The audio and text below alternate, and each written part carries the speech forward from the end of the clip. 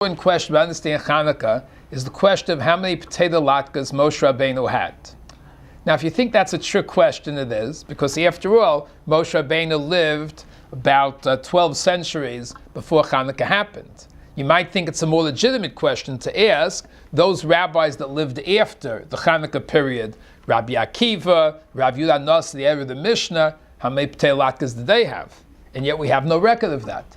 As a matter of fact, we have no record of how many potato latkes they had in the time of the Gemara, about Rashi and the Rambam. Nobody records how many potato latkes they were consuming. And the answer really is that nobody was eating any potato latkes at all, because potato latkes were unknown to the European and the Middle East civilization until Drake, the great pirate, brought them somewhere in the 1570s. Now, why am I telling you this? It's only because we picture Chanukah as associated with potato latkes, and we don't realize that we don't know what Chanukah is about, because potato latkes has very little to do with Chanukah. Now, that, of course, isn't a horrible misconception, but there are bigger misconceptions about Chanukah.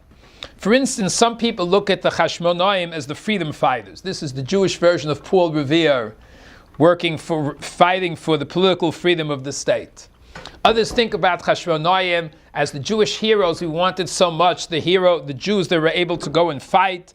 And we named the Maccabee games after the Maccabees because these were the people that had muscles and they were sportsmen and they were fighters. The newest perversion of Chanukah, I heard on the CBS radio news that they interviewed the religious head of Temple Emmanuel, and they asked him about the significance of Chanukah, and he answered it's a holiday celebrating religious pluralism. Pluralism and Chanukah. It sounds nice to an American ear. The question is it true? Because there's an interesting idea about heroes. Peoples have a tradition who the good guys were, who the heroes were. And they also have feelings about what they consider good. And they have to match the two. And it comes out sometimes that we shape our heroes with our currently held views of what proper positions are that should be taken. And we ignore the fact that these people that were really heroes in history thought very, very differently than us. As an example, outside Jewish history, since this year Thanksgiving comes around Chanukah, would like to look at how America has reshaped what the Pilgrims stood for. Daniel Webster, arguably the greatest orator of American history, spoke at the dedication of Plymouth Rock. And he said very beautifully in his inimitable style, this is a quote from his speech, "We have come to this rock to record here our homage for our Pilgrim fathers, our sympathy in their sufferings, our gratitude for their labors, our admiration for their virtues, our veneration for their piety." And this is the important part. "And our attachment to those principles of civil and religious liberty for which they encountered the dangers of the storms, the oceans, the violence of savages, disease, exile, and famine to enjoy and establish." So Daniel Webster is standing at Pilgrim Rock, and he's talking about the wonderful ideas that the Pilgrims came because of religious liberty. And what sounds better to American ears than religious liberty? But the truth is they didn't come for religious liberty, and they weren't interested in a pluralistic society at all. A matter of fact, why did the Pilgrims come to America? So we think because they wanted to escape from the Anglican Church, which didn't let them worship according to their conscience. But if that would be true, they didn't have to come to America. They could have come to Holland, because Holland achieved its independence from Spain before this time period, and Holland was the capital of religious tolerance for all peoples. Jews also went there to find toleration. There was a time if a Gentile wanted to convert to Judaism, the only place he could safely do it without getting his head cut off was Holland. So it seemed to me that if Pilgrims were interested in religious freedom, they would have gone to Holland, much closer than America. And the truth is that they did. In 1606, the Pilgrims come to Holland, as the English author Ian Golden Fellows describes. He describes the dilemma they had, and I quote, "It was all very well being out of their native land, England, free from its religious discipline. But now, horror of horrors, the children of the Pilgrim party were growing up as little Dutchmen. And the Dutch, though they might permit any sort of religious observance, meaning they had religious liberty and religious pluralism, But they seemed to permit all manner of other things and to be morally lax as the pilgrims were strict. The pilgrims saw that it was difficult to raise religious pilgrims in Holland in an open society. So they decided their only path was to come to the New World and to establish a closed, non-tolerant society where only their type of people would be tolerated. And in the colonies that they set up, the historians say that Quakers were persecuted and maybe even tortured. You had to be a pilgrim, beginning to end. It was what we would call Christian square town, a shtetl. And that's what America is celebrating on Thanksgiving. Now that's pretty horrible to most Americans if they would realize what they're celebrating, because America would be aghast at the pilgrims' attitude on their religious selectivity, and yet we celebrate Thanksgiving because we have no idea what the pilgrims stood for. So in American history, pilgrims are the good guys. Today we accept religious pluralism and American value. So Daniel Webster put together religious pluralism with pilgrims. Really, it doesn't fit. Now this isn't so terrible, but it also, to me, is a mirror and a reflection of what happened to the Jewish people. That Judaism, as practiced by the majority of our brothers and sisters in America, is very open to religious pluralism. And if they realized what Chanukah really was, not only they wouldn't celebrate it, in the time of Chanukah, they would have been against the Maccabees. And let me explain this. And in order to do that, we have to get involved in the history of what was going on in Chanukah. The beginning of the Chanukah rebellion takes place in 165 BCE, approximately midway in the history of the Second Temple period. But the Chanukah rebellion really starts 235 years earlier when the second Beis Hamikdash is built. We had been in Galus and in exile for 70 years. Then the king of Persia, who at that time controlled Israel, gave us permission to rebuild the second Beis Hamikdash. The newly settled Israel, the second Commonwealth we could call it, or Bayis Sheni, was dependent upon the goodwill of the superpowers of that era. So first we had Persia. Persia was displaced by the Greeks when Alexander the Great comes to the Middle East. And now the Jews of the Second Temple period are under the Greeks as the superpower. How did the encounter of Alexander the Great affect Jewish history? There's a Gemara in Yuma 69a that speaks about the confrontation. It seems to be a very happy story because the Jews at that time were afraid that Alexander was going to be the enemy. What happened was that Alexander expanded his empire and was driving out the Persians. He sent advance men to the different people, and he said, listen, I am the wave of the future. I'm going to come into your country, throw out the Persians and conquer it, and I would like you to help me in this conquest. The Jews answered that we Jews are bound by a tradition to be loyal citizens of whichever power rules over us. And since at present the Persians are ruling over, we cannot make an agreement with you. If you do become the conqueror, it's God's will that you control Israel, we will be loyal citizens. Until then, currently the Persians are the rulers, we'll be loyal to the Persians. But there were other groups of non-Jews who lived in Israel that were very happy to throw their lot with Alexander. And now Alexander kicked out the Persians. He's coming to Jerusalem, and the Jews were not the party that was on his side. The Kusim were. And there was tremendous fear that Alexander would take these non-Jewish Kusim, different people that had been recently moved to Israel, and make them the leaders of the country. That would have been horribly disappointing after the Jews had just built the Second Temple, to have these non-Jewish inhabitants of Israel be the rulers. But that's what it seemed would happen, because after all, the Kusim were the ones who threw their lot with Alexander and not the Jews. So Gemara tells us that the Jews, headed by Shimon HaTzadik, wearing the garments of the Kohen Gadol, went to meet Alexander and to try to reach some agreement for the preservation of the Jews as the main power in Eretz Yisrael. And of course, by the laws of nature, it seemed to be a very difficult task.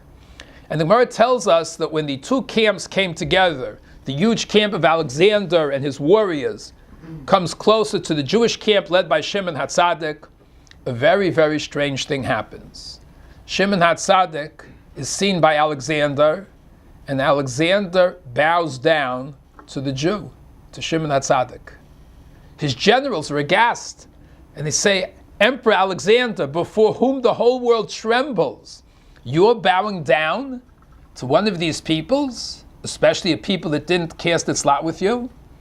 To which Alexander answered that the night before his critical battles, in a dream, a face would appear to him, and the face told him that you will be guaranteed success on the battlefield.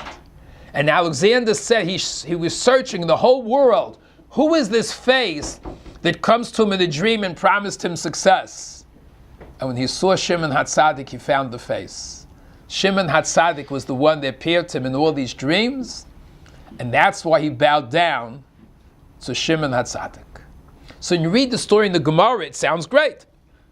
After all, the Jews were afraid, and then Alexander, who could have been our nemesis, bows down to Shimon HaTzadik, the chief rabbi and the Kohen Gadol. You couldn't want a better ending for a Hollywood movie than this. The problem is, although in the short look at the story, it looks like we won, but Alexander the Great introduces a period in history which I believe is still with us today. Let me explain.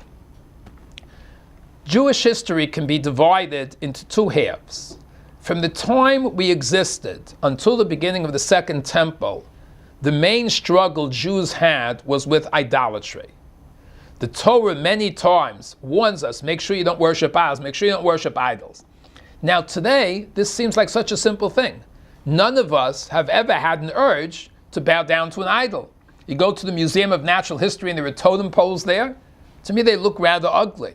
It's hard for me to understand how our intelligent ancestors could have been tempted to bow down to graven images, whether from stone or from wood.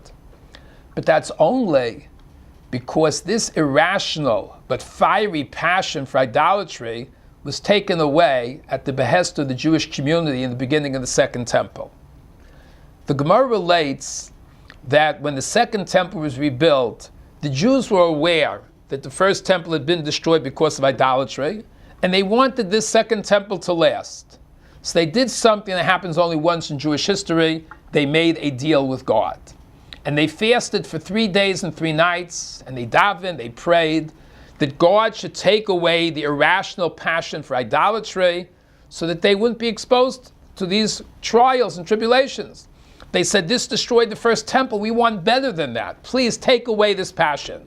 And overnight, this burning, furious passion to worship idols disappears. And today we have no idea what these people went through until that time to resist idol worship. It's something that we have no concept at all. We just know today it's very easy for us not to worship idols. But we weren't meant to have an easy life in this world. Like we just had in the Parasha Vayeshev, Bikesh Yaakov Lashevis B'Shalva. Jacob would like to live in an easy world of tranquility. But God says that's for heaven, that's not down for here. For here there have to be trials and tribulations. We have to have a chance to flex our muscles by overcoming obstacles. And if idolatry is not the obstacle, then something else has to be. And I believe that Alexander the Great is the new obstacle. Because he was not only a great warrior, but he represented a Hellenistic culture which for the first time challenges the Jews. Because before the Greek culture, there was no secular or Gentile culture that was attractive to the Jewish people, that had intellectual appeal, that some yeshiva baruch will say, maybe I should study somebody else's philosophy and somebody else's science. The Jews were an advanced culture among very backwards type of people. There was no attraction to secular culture. Now Alexander the Great comes to the Middle East. He wasn't just a great warrior. He was an intellectual. At the age of 13, his father, Philip of Macedonia, had sent him to study with Aristotle, who was possibly the greatest mind of the ancient times. Maimonides writes that Aristotle achieved an actualization of human potential to the highest degree for a Jew that did not have the revelation of the Torah. So Aristotle was quite a brain. and Alexander was a student. Alexander could hold his own in Greek philosophy. And when he traveled throughout the world expanding his empire, it wasn't a question just of taking over land. He wanted to win the minds and hearts of the people he conquered and create a new vast Hellenistic empire with Greek culture. And when he traveled, historians tell us there wasn't just warriors that went with him. There were playwrights, there were arrangers of theater, there were philosophers, that they traveled with Alexander's army and they introduced Greek culture, a culture that was attractive to the Jewish people, a culture that had intellectual thought and philosophy. Alexander basically became the first trial of assimilation. And from the time that Alexander comes to the land of Israel and he exposes Jews to a secular culture that is attractive, we now enter the second period of Jewish history that we find ourselves in today, in the year 2013. And that is the struggle of what positive things to take from secular culture around us and what we have to reject is incompatible with Torah. The battle between Judaism and the Hellenistic culture. And this is a difficult battle because even the rabbis saw some merit to certain aspects of Greek thought. And therefore it's not black and white anymore. So the question is, well, how much is it that we take and how much do we reject? An example of the fact that Judaism looked with a certain admiration for areas that were Greek is that there are opinions that Sefer Torah can be written only in two languages, in Hebrew and in Greek. Greek was accorded a certain status of an important language that a Sefer Torah could be written in, where it's not true of any other language. In our rabbis' literature, we have the wisdom of Greek philosophers spoken about, and even the wisdom of Alexander. An example, the Meiri, who lived in the 1300s, wrote a book called Chibur HaTshuva, the book of repentance. And in it, he speaks about consoling mourners. And there, the Meiri saw fit to bring down a beautiful story of Alexander as a model of how we Jews should console the mourners. And the story goes like this.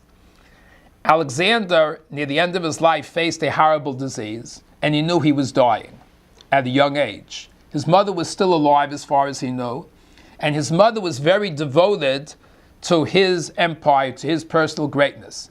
There are historians that even claim that his mother poisoned his father, lest the father have other children with other wives that would replace Alexander as the heir apparent. So to make sure that didn't happen, Alexander's mother just did away with her husband.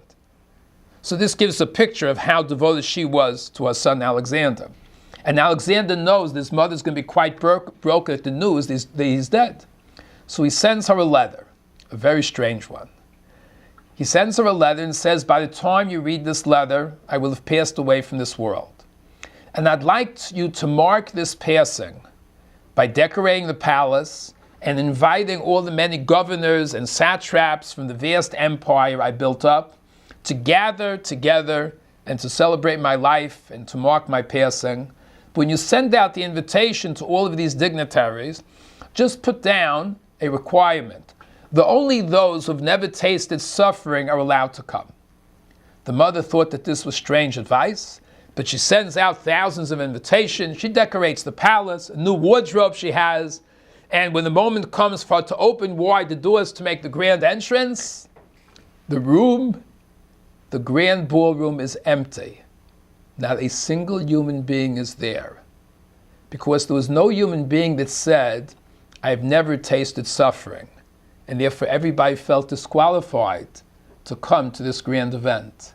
And when she saw this huge room empty, she realized the consolation of her son. When people suffer a loss of a loved one, they feel singled out. Like, why am I in this situation of terrible suffering? They feel isolated. The world seems to be going on like usual. And this person is suffering so much, and they feel so singled out. Alexander wanted to convey to his mother that everybody in the world goes through this suffering. And we find, the Gemara in Tanis tells us, that in the house of Avelus there used to be blessings, and one of the blessings said, Many have drunk from this cup of suffering and will do so in the future. To tell the person in mourning that he's not being singled out, whether we want to think about it or not, that this is just the nature of the world. And this dramatic act of consolation Alexander did for his mother is preserved in the works of the rabbis, in the Meiri, one of the great Rishonim. He felt that this story of Alexander was a beautiful illustration of how we console mourners. So I'm just using this as a small example of the attraction of Alexander in the Hellenistic culture, and this opens up a new chapter in Jewish history that we're still into. In light of that, we can understand a Gemara about Shimon HaTzadik, the one who had confronted Alexander. There's a Gemara in Megillah 11a, which talks about the fact that the Chumash, God promises us He's not going to reject us and desert us. It says, V'lo ga'altim, I did not reject them in the time of the Greeks. I raised up for them Shimon HaTzadik and the Chashmonaim. Now, to us superficially, it's very strange to see Shimon HaTzadik put together with the Maccabees, the Chashmonaim, because Shimon HaTzadik lived almost a century and a half earlier. And he never fought any Greeks. So where does Shimon HaTzadik come in together with the Chashmonaim? But the point is, the battle against Greek culture was done on two fronts, on an intellectual front and in the battlefield. And Shimon HaTzadik was the first one to begin the intellectual battle with Greece. And I believe that this is the background in Avos, in Ethics of the Fathers. It says there that Shimon HaTzadik said that there were three pillars of the world. Al shlosha dvarim ha'olam omed. Three pillars holding up the world: Torah, Avoda, and Gemilas Chasadim. It sounds like a very nice statement, but unless we understand the confrontation with the Greeks, I don't think we understand the true significance of what Shimon HaTzadik is saying. Shimon HaTzadik is confronting two strains of Greek thought. If you would ask Aristotle and the Greek philosophers, scientists, what holds up the world, they would answer nothing. They subscribed to what used to be called the solid state theory, which was the current theory before the Big Bang, that the world always existed. It's not being held up, there's no creation. To them, Shimon HaTzadik says, Al shlosha dvarim ha'olam omed. Not like you, Aristotle, think that the world just exists. Something is holding up the world, there are pillars.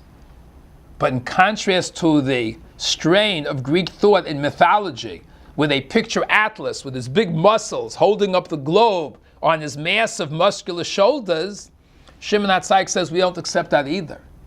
This world is being held up, but not on brute force, but through spiritual pillars of Torah study, service of God, and chesed to mankind. The Jewish view is a physical world on spiritual pillars, not like the Greeks, who thought that the world is just existing, or that it's supported by brute force. In that one statement, Shimon HaTzadik leads the counterattack against the Hellenist culture. And that's what the Gemara in Megillah means, that God wanted to help us against the Greeks, so He gave us Shimon HaTzadik, and He gave us the Chashmonaim, i.e. the Maccabees. Because Jews have to fight on two levels. There's the intellectual battle of understanding what Judaism has to say in contrast to secular philosophy and mythology. And then sometimes we have to go to war to ensure that we can carry out our Torah mitzvos. But both battles are important. So Chanukah doesn't begin with the Chashmonaim. It begins when Aristotle's main student, Alexander, comes to the Middle East with Hellenist culture, and the Jews on an intellectual level start dueling with Greek culture and start wrestling with this question of what is it in Greek culture that is kosher, so to speak, that we will incorporate, and what is it that we reject? And this question has no clear answer, because even Maimonides and the Vilna Gaon differed on these kind of issues about what to take from Greek culture and what not to.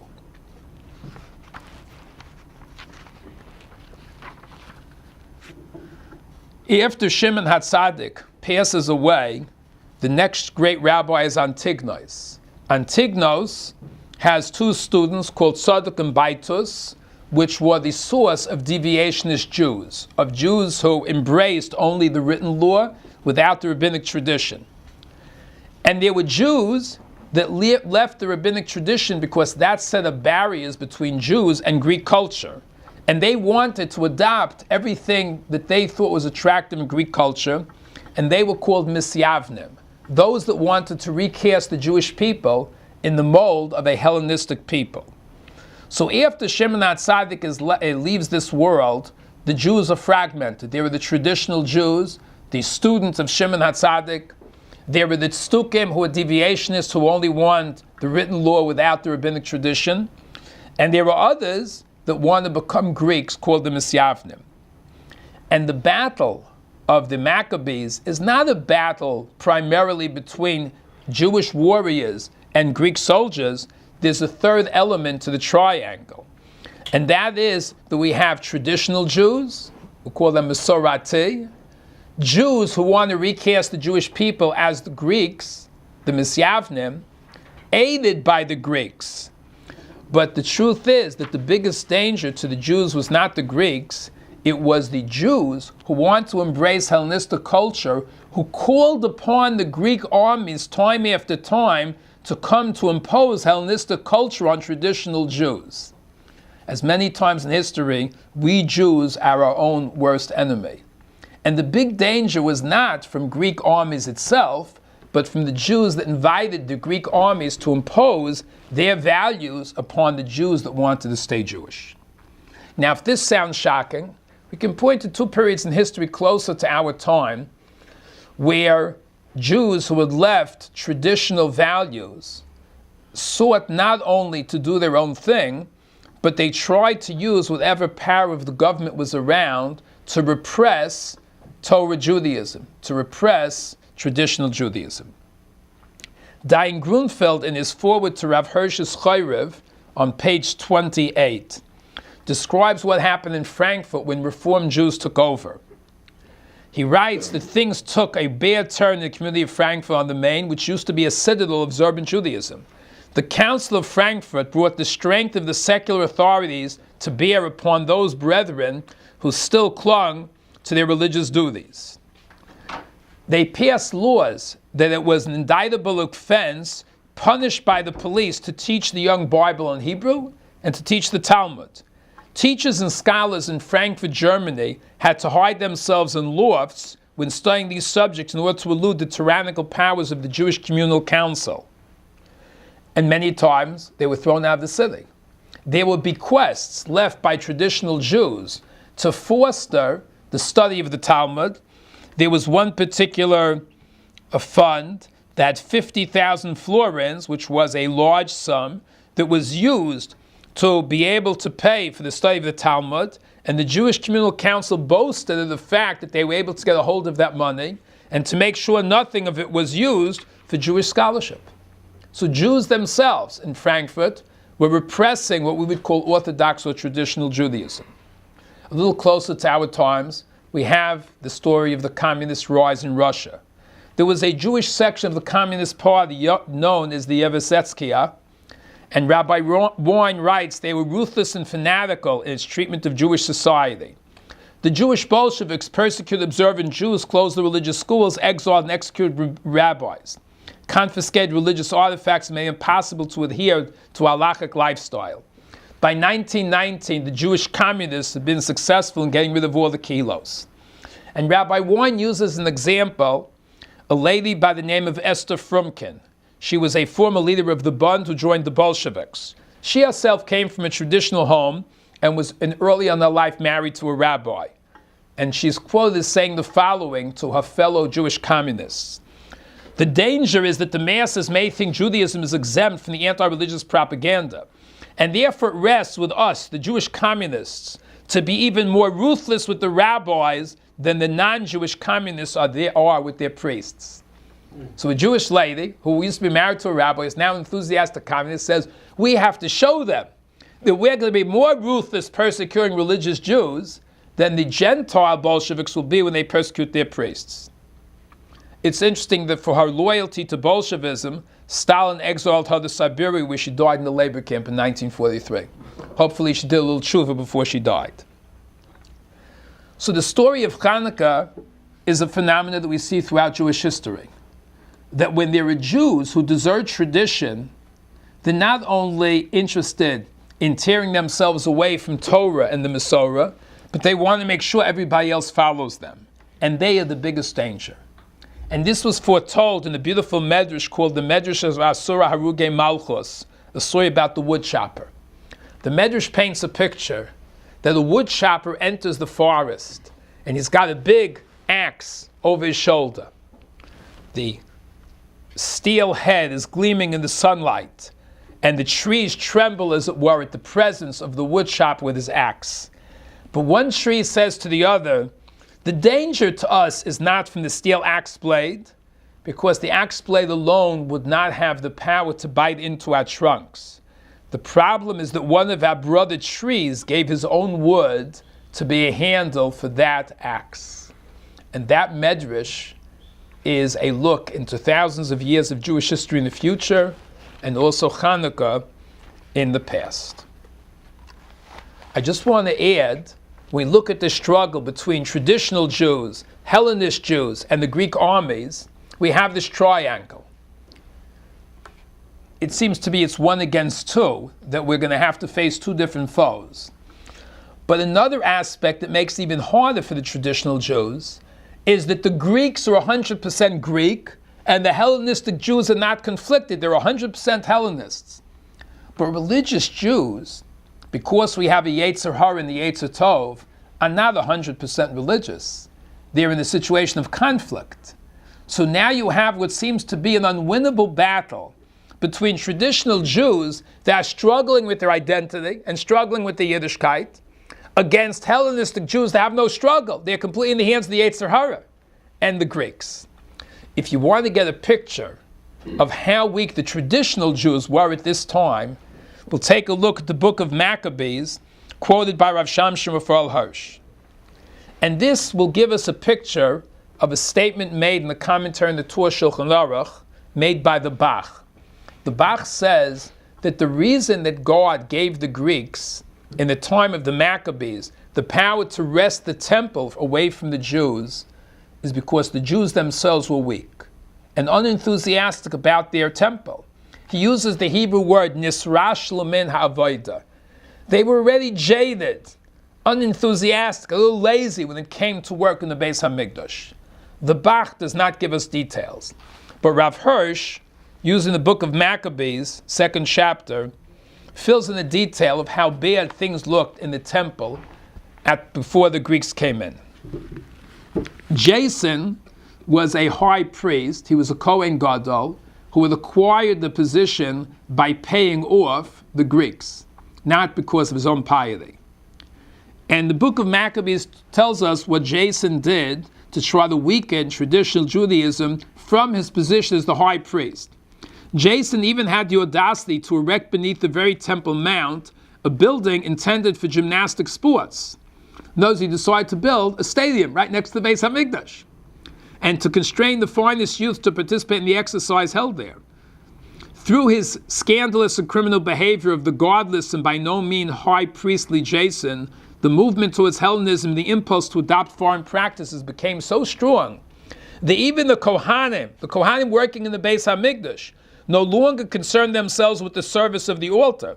Instead, they became contemptuous of the temple, neglected the sacrifices, and ran out to participate in the illicit performances at the proclamation announcing the throwing of the discus. In other words, in time of the Beis HaMikdash, all of a sudden they said, hey, they're starting the ball game. All the Kohanim are out of the Beis HaMikdash, and they're all on top of the roof looking to see what's happening in the stadium. And the book of Maccabees continues, their ancestral dignities they slighted, and Hellenistic applause seemed to them the highest attainment. They wanted to be accepted by the Hellenists, and this was in the Beis HaMikdash. And because we had become so weak, so God now took away the temple and gave us an opportunity to fight for it.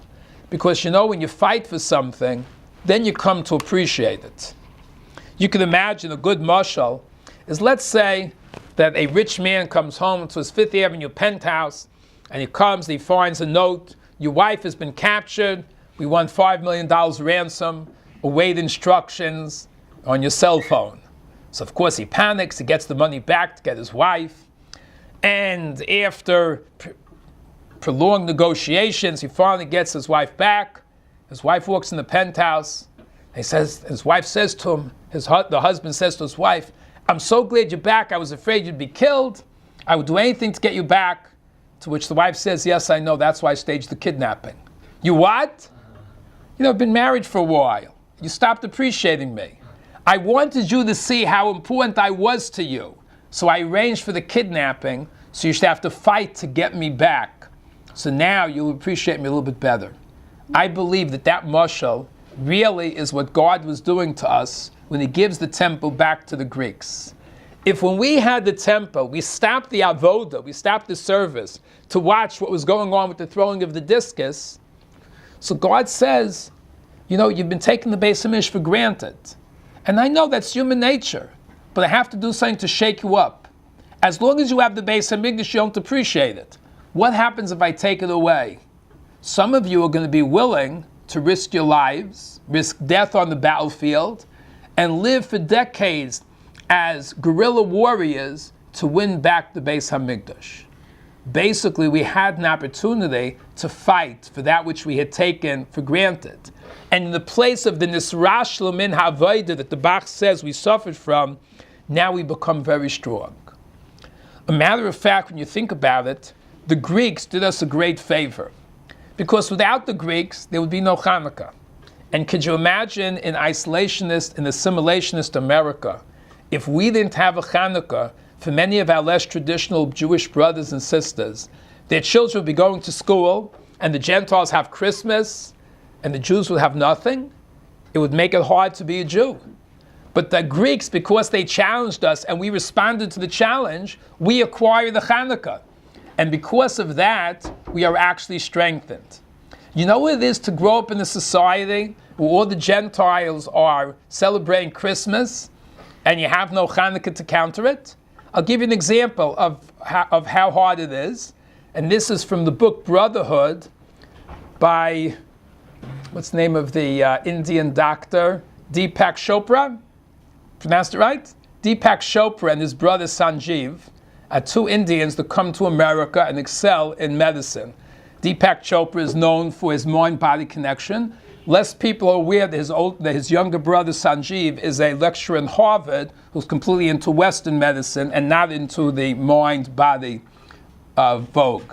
What's interesting is in their book, they relate when they came to America, they had their daughter, and the daughter comes back from school, and she looks up at her Hindu father and says, "Daddy, we Hindus have it very difficult.